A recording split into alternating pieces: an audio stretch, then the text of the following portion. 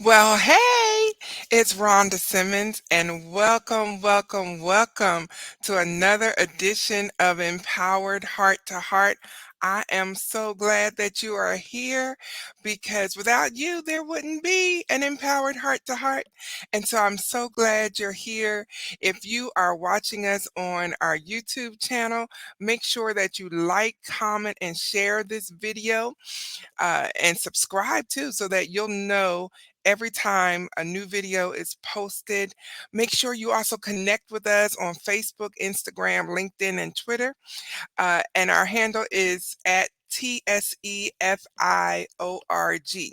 That's the short version of the Simmons Empowerment Foundation Incorporated, of which I am the founder and CEO. I am super excited because I'm also a master certified professional coach. And so I get to work with some of the best people. And I say that all the time because I just like seeing the good in people.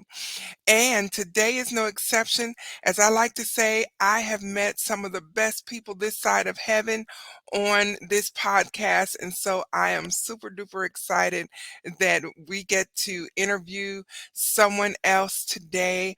I'm telling you, grab your cup of coffee, your tea, or as we like to say in Texas, your sweet tea. Or if you just have to drink a soda, drink a soda. Ugh, that stuff burns all the time. But I am here and I am ready because I'm going to learn something new. So many times what keeps us locked in our small worlds is because we won't allow new information to get in that can help us and heal us. Because, like I love to say, our motto is that on this podcast, we present messages of hope, conversations that heal, and interviews that empower. And so you're in the right place at the right time. And I have a special guest today. I want you to get ready to meet Elle Marie. I'm telling you, she is fantastic. Let me tell you a little bit about her background.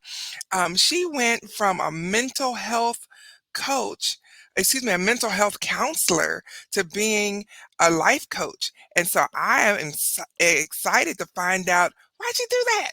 What's going on? What happened in her world to bring that about? Because she has got some information for us that she's going to share about getting the healing that we need in a specific area of our lives. Are you ready? Are you ready? It's time. Let's meet Elle Marie. Hello, Elle. How are you? Hey, how are you? Thank you for having me. Thank you for being here. I'm so glad that you're up early and Mm, ready to talk. I am always ready to talk.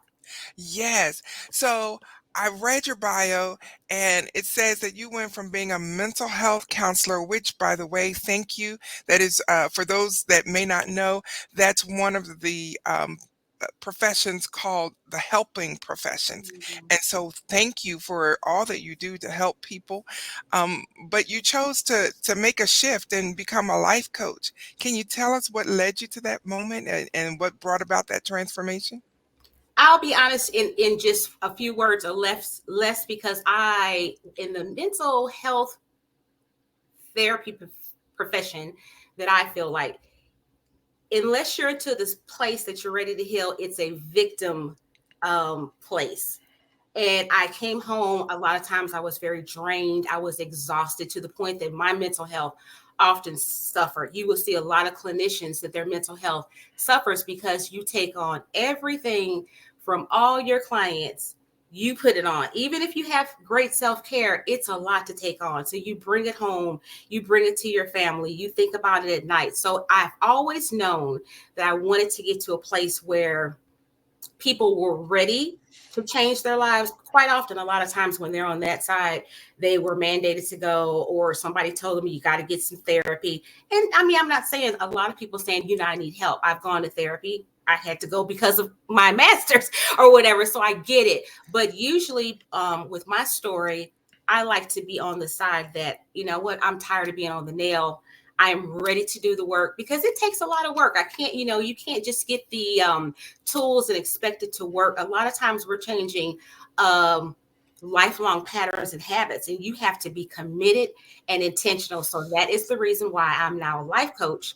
And the second point on that is therapy and counseling usually goes back. Again, because of my story, I like to start. Yes, it makes a big difference, but where am I now? I can't keep blaming the past. Where am I now, and where do I want to go? So I like to work with people that are going to that way. I'm happier. I feel like that I'm much more effective, and my family is a lot more happier. So hopefully that answers your question. And also, Yes. therapists are going towards coaching because you have the restrictions with insurance companies. I mean, we do a lot, and it's a lot on our bodies and mentals, and they cut your pay, all that kind of stuff. So a lot of therapists actually are going into coaching because we are more solution focused. Absolutely. And I'm so glad you brought that up because I was going to ask on behalf of our audience for you to explain the difference between therapy and coaching. And you did an excellent job. Mhm, I think that's one of the primary questions I get too when mhm, people call and say, "Oh, I need a therapist." mhm, And I explain to them, "No, no, I'm not a therapist. I'm a coach." mhm, And then you have to explain the difference because people just see it all as one. And I mhm, love how you said it's, that you're solution focused. mhm. And so, okay, what is your specialty in life coaching? Because saying a life coach, I mean, that's really broad. So I know you have a specialty. What I is it? have I have a specialty. So it started out as I've worked a lot therapist in a hospital. I have worked abroad as a school counselor. I'm certified to be a school counselor as well. And I have always worked with everybody. I don't care what it is that you have going on. I'm a mom. I've been through a lot myself. So everything somebody throws at me, I know something about it. So whenever I'm working with a family, there's always, and that's that therapist part, there is a root to everything. So the conversation. So for instance, if I'm a counselor at a school, a child is acting up. I need to see the other piece. And 9 times out of 10, the piece is the parent. That is why the child is not successful. That goes into mama crying. She got problems. She got issues. Her mama didn't do something. And so I started to see a long time ago, 10 plus years ago, that I started to see this thread similar to what I had, these feelings of not being enough. I grew up knowing something was off. I'm not enough. I'm never going to be enough. And it was this something that was being preached in my home, quite honestly. I struggled a lot in my teens to my 20s, a lot of depression. I'll be honest, suicidality, anxiety. I just didn't trust what was going on with me. My mother and I didn't have a very good relationship at all, very unemotional towards me. I'm an empath. I love to hug. I'm a people person. Her, not so much. I felt that. I internalized that in my life. My mind always had me going one step, get this degree, get this together, whatever.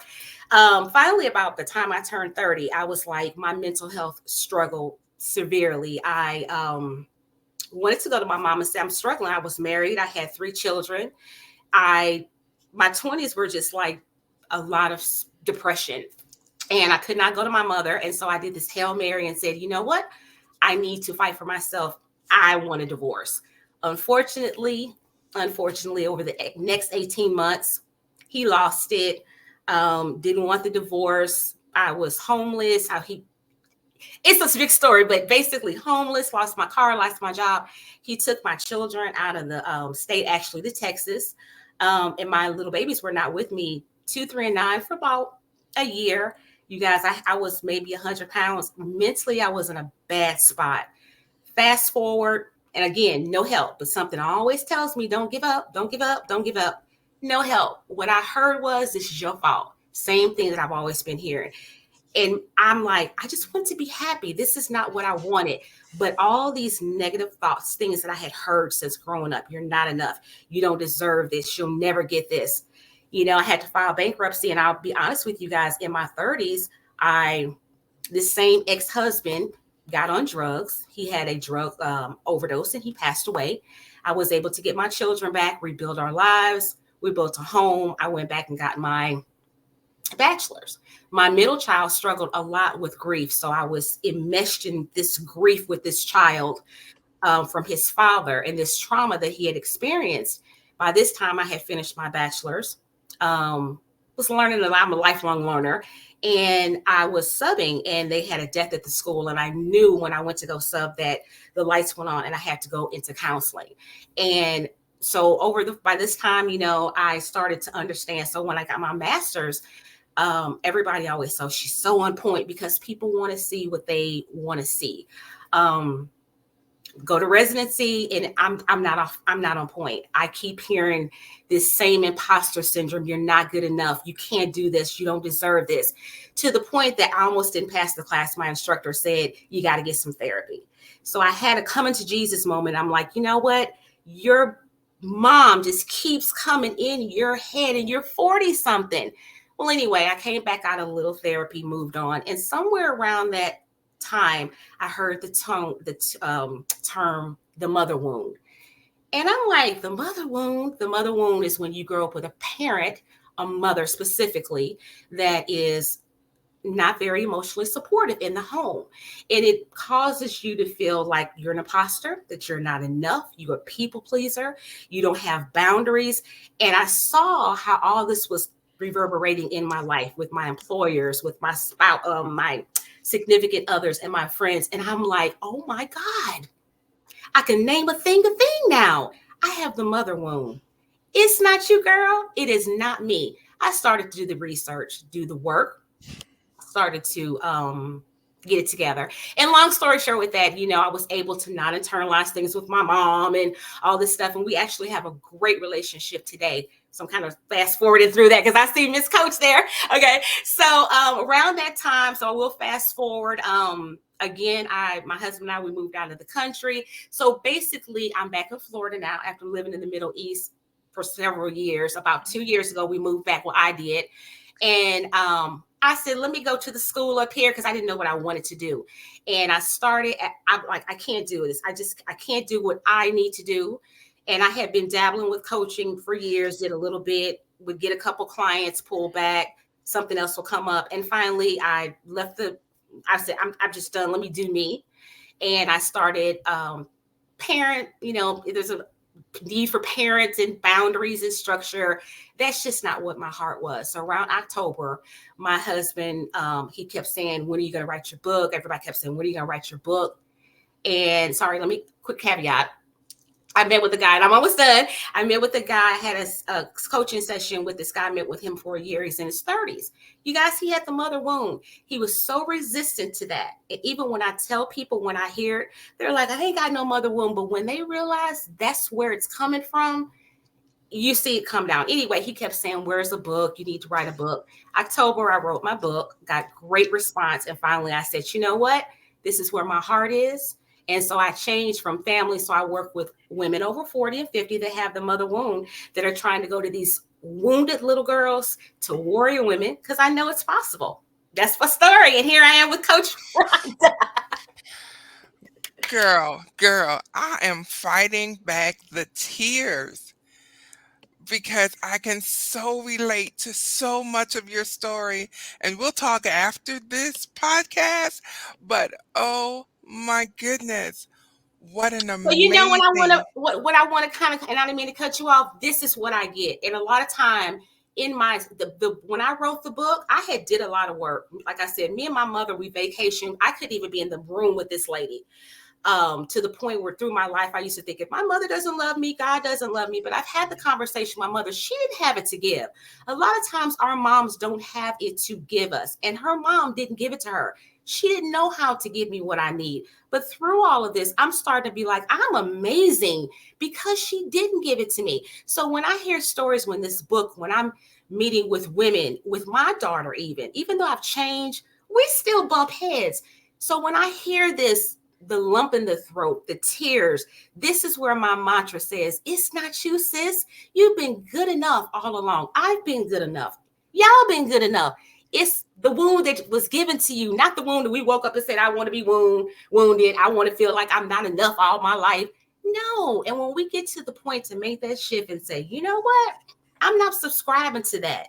She didn't have it to give me, so I don't internalize it, and I move on with respect without the need to have um, an apology. Or like when I had the conversation with my mom was like, I did the best I could. And I said, you know what? I appreciate it. And I'm telling you, my mama is my boo. When 15 years ago, we couldn't even be in the same room together without me crying and us arguing. And you don't like me and all this kind of stuff. And now we just like that. So, you know, Wow. Wow. I'm taking a moment to breathe because I'm sitting here listening to you, and I'm remembering one specific memory as a teenager with my mother. And I love her dearly, and she's passed away, and a lot of what's in me I get from her, my strength and my determination, my relentlessness, I get from her. But she made one statement to me as a teenager that has fueled me ever since. And that was the day when she told me, "You'll never be nothing." And she only said it one time. it's enough. And and that has been an underlying thing for me. uh I ended up getting my bachelor's, my master's, my teacher certification, my principal certification, and I'll be graduating in May with my doctorate. um as if I'm still trying to prove to her, oh yeah, I will, I'll be something.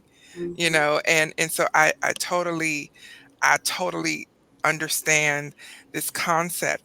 And so one of the things that you said that I really loved as we wrap up is you said you're solutions focused and that you like looking to the future where you're going.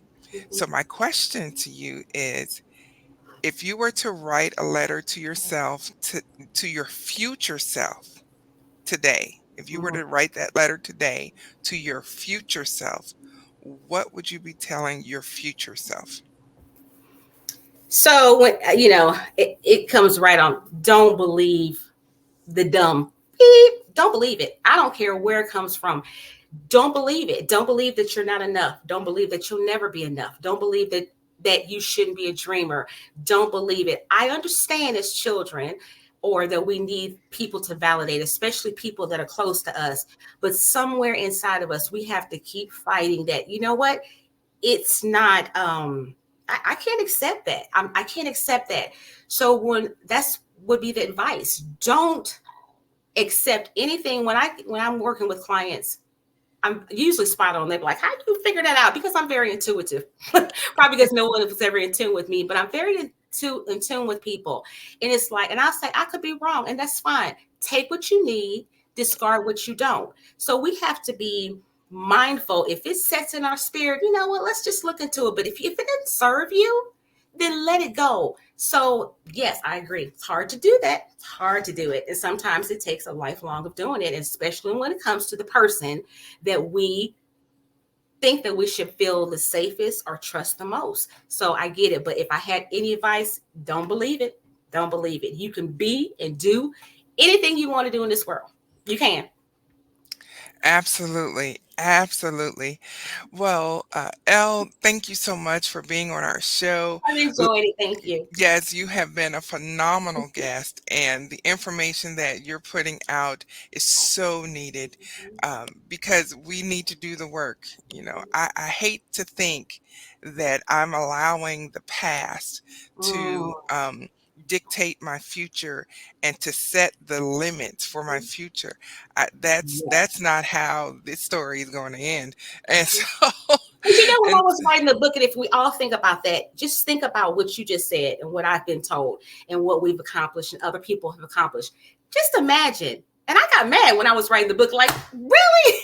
Just imagine what we've accomplished with that seed that was planted. So just imagine where we could be if we didn't. So when you're to that place that you're like, okay, I'm good with it. Now I know better. I'm going to do better. Then you can be like, thank you, God. I did, not fall by the wayside. So there's a lot of work, but it's just really just getting the tools. Really, that's it.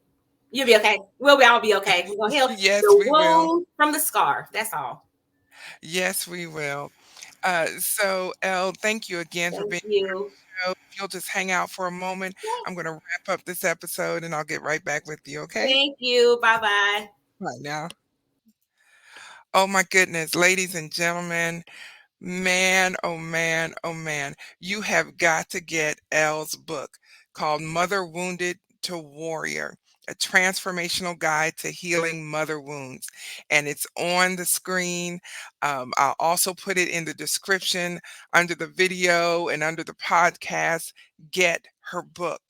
Why are you suffering in silence when you don't have to? You know, it is amazing how God has provided everything that we need to be healed, to grow, to prosper. But unless we reach out and accept what He has provided, we're going to stay stuck in that place of being wounded. When God is saying, I didn't call you to be wounded, I called you to be a warrior. And so get the book, get the book. Get the book. You don't want to miss it. And I'm sure somewhere in that book, there'll be a way to reach out to Elle, to Coach Elle, and know that you're in good hands because she's coaching not just from a place of her own experience, but she is bringing expertise to the table. She's not just someone that woke up one day and said, "Oh, I want to be a life coach. Woohoo! So I'm a life coach." No, she's bringing expertise, years of experience, and most of all, compassion and heart to the table. You want to make sure you get in the room with Elle. And so get the book. It'll bless your soul. I know it will.